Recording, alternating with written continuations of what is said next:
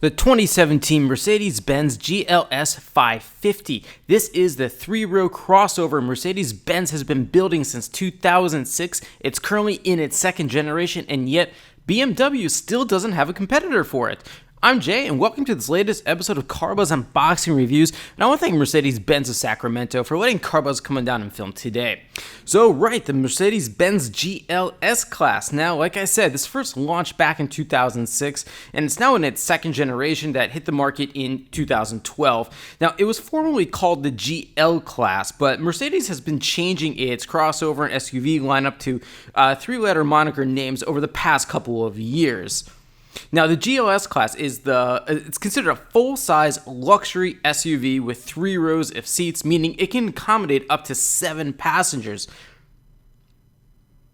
Now, up until 2016, in fact, this used to be called the GL-Class, but for 2017, it was renamed the GLS. So I want to go into some of the other Mercedes-Benz crossovers and SUVs just to kind of tell you what's happening here. Now, the GLK class, if you saw my unboxing review of what is now the GLC, that is kind of correlated with the C-Class sedan. The ML is now the GLE, that's correlated with the E-Class sedan, and the GL, which is this, and now called the GLS, is with the S-Class, so that each of those SUVs align directly with the core sedan in the lineup. Now, the updates from the GL to the GLS are slight, mainly with the exterior styling such as new LED headlights and a revised front grille, but overall the GL and the GLS are the exact same vehicle, but Mercedes-Benz has just been updating the GL, now GLS class, over the past few years so that it stays competitive. Now this one here, it comes with black leather. Now you can get even more premium leather trims, but this is actually the standard leather that you can get. It also has this anthracite poplar wood trim that you can see along the door handles in there. It costs an extra $160. It's actually really, really nice to get. I think it's $160 very well spent. Now, some other standard features the GLS550 comes with is an 8-inch high-resolution display screen, the command infotainment system with a touchpad controller. I'll show you that in a moment. Apple CarPlay capability, Bluetooth, 3-zone automatic climate control, a Harman Kardon surround sound system, power heated and ventilated front seats with memory and lumbar support, multi-contour front seats with massage as well. Now, you'll also see, because this is a 3-row crossover, it has something called the manual easy entry 3rd row seats, meaning it's very easy to get from the 2nd to the 3rd row of seats, and you really don't have to climb over another person. I'll demonstrate that for you in a few more minutes. But like I was saying in the very beginning, BMW, the largest SUV it makes is the X5. Now, BMW is currently working on an X7, which will compete directly against the GLS class. It'll also be a 3-row crossover SUV too. But my question is, why has it taken BMW so long to come up with a competitor for this? Heck, Audi even came out with the first generation Q7 years ago. It's already into its second generation to compete directly against the likes of the GLS class. Kind of interesting. Now, looking at this dashboard design here, you can start to see some of this car's age with the overall dash layout. It's nice, but it's a little plain, but I think it suits this vehicle very, very well. Alright, okay, so this is that touchpad controller here. Now you have this in all brand new Mercedes-Benz models today. It controls that 8-inch display screen that you see right here, and you also have a rotary dial right beneath the touchpad on the center console. Now, this is Mercedes-Benz's command infotainment system, and as I've mentioned before in my previous reviews of Mercedes-Benz vehicles, I really like it. It's a nice system. It works very, very well. It's not at all difficult to figure out, and the graphics and the colors, as you can see, are very, very good.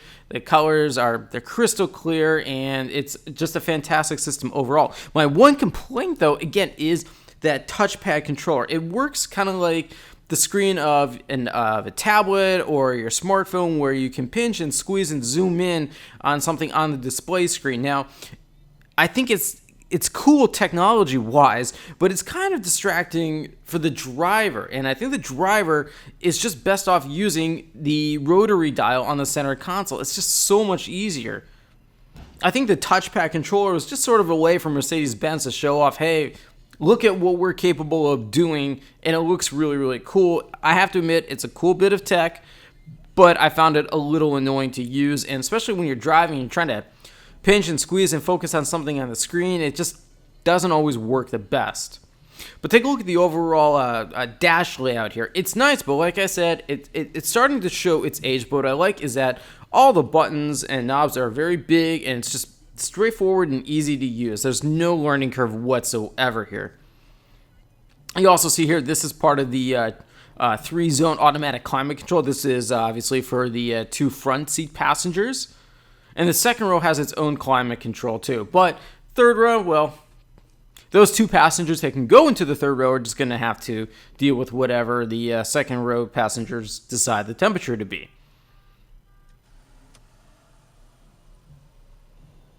Now, what's kind of interesting about the GLS class, and formerly the GL, is that at one point it was considered, or Mercedes-Benz was thinking about it being a G-Wagon replacement, but that never quite worked out because, of course, the G-Wagon is still on sale today.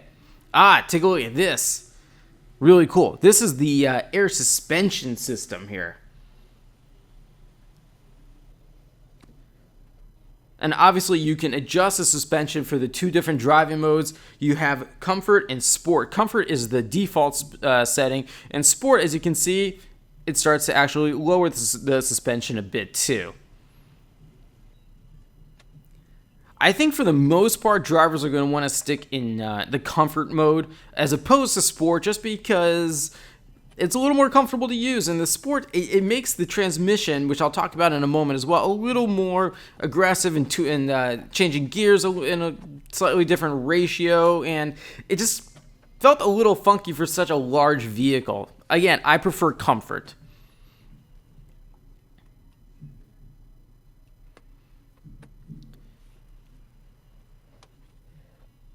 And aside from the G-Wagon, which is a couple decade old design for the most part, a true off-roader, but it's become a real luxury vehicle as well, the GLS is the top of the line full-size luxury crossover Mercedes-Benz builds today. You don't see too many G-Wagons on the road. You do see more of these.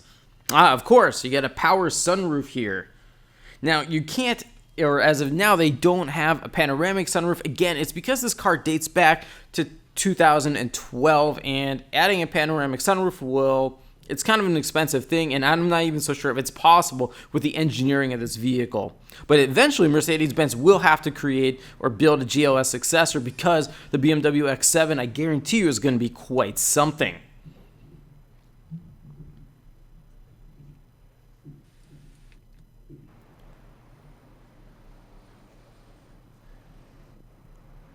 Now, this particular car, it doesn't have all that many extra options. It does come with a trailer hitch for $575, power easy entry for $400. The exterior has an accessory chrome package for $260, which gives you chrome door handle inserts and chrome hood fins. It's kind of nice for an extra $260, but when I get to pricing, you're going to see that I think this vehicle is expensive enough for most people, and it comes very, very well equipped. As it should, because this is the top of the line of the GLS class, except for one. That is the GLS63 AMG. I'll talk about that in a couple more minutes too.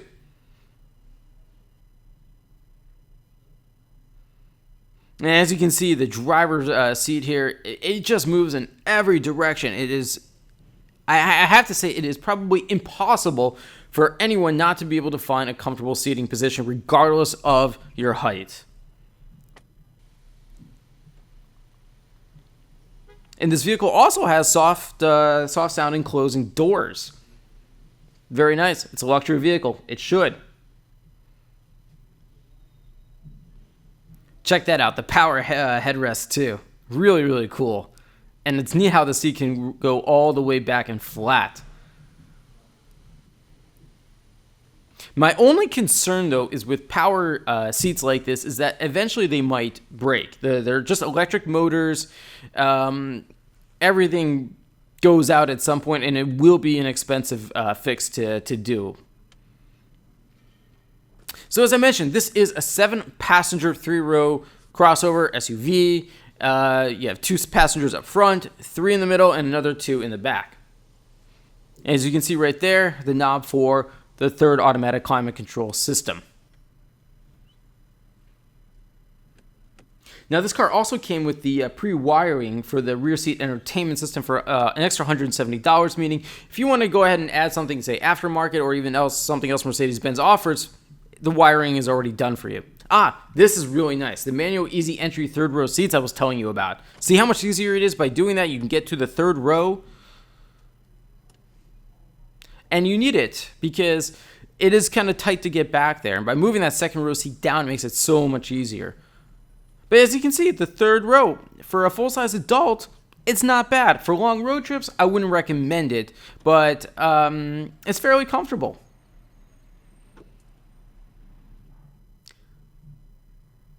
And of course, you have the electronic lift gate. That's standard. In fact, it's becoming standard in so many other vehicles today. Obviously, you get a ton of cargo space in this.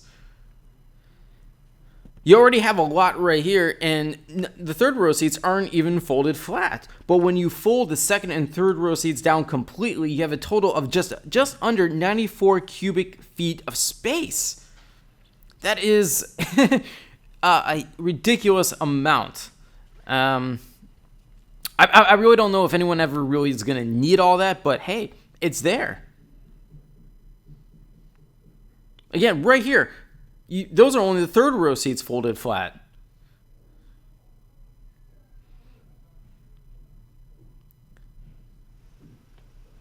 You can easily get, say, a big screen TV in here just like this, and you can still have people in the second row.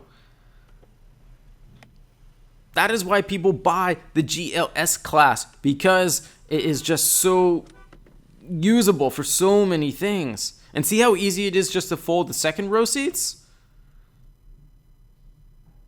Just like that. 94 cubic feet. Boom. And if it matters, has a towing capacity of 7,500 pounds. So, yeah, a couple of jet skis there would work.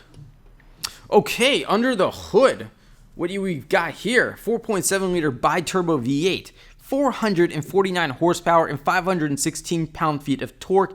Power is sent to all 4 wheels through Mercedes-Benz's 4MATIC permanent all-wheel drive system via a 9-speed automatic transmission. It used to be a 7-speed automatic when it was still the GL, but for 2017, it was upgraded to this 9-speed unit now, you see here. But I think we ought to give this a listen here, shall we?